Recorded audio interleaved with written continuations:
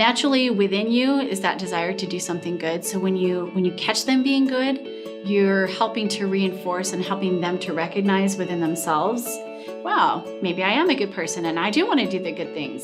Sometimes we focus so much on the negative with kids that we go away from realizing the things that they do well. Recognizing good behaviors will make the child feel supported, make the child feel recognized, and make the child have the drive and motivation to want to continue to do those good behaviors and increase those good behaviors because they're getting that satisfaction and that support from the recognition, as opposed to children that aren't getting any recognition for positive behaviors. Why would they want to continue those or increase them?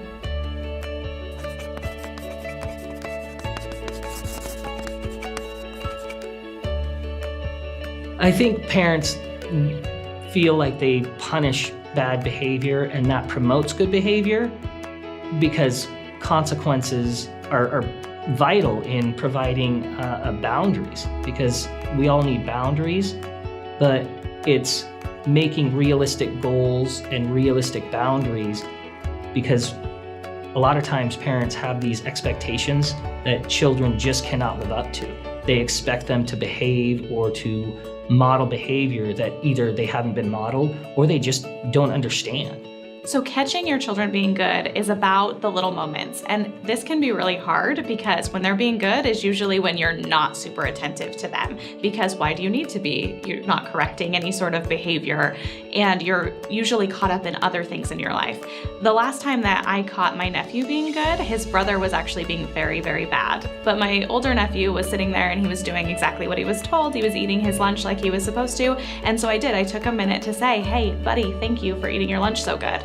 And it was just this simple second of, I see you. I see that you're doing a good job. I see that you're doing what you're supposed to do. And that does matter to me, even though I know that your little brother who's doing a lot of bad stuff is getting a lot more attention right now. They do, in fact, feed off of each other, and they can feed off each other in a good way or they can feed off of each other in a bad way. And so sometimes it's really important to show like, hey, this is what is the good behavior. Not necessarily your brother's the good brother. Like never like he's more valuable and you're not, but more of your brother's choice is the good choice.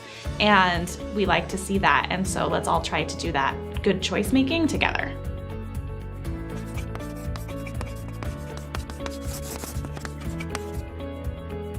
So if parents want to model appropriate behaviors for their children, they send mixed messages. If they smoke and they tell their children, don't smoke, it's terrible for your health.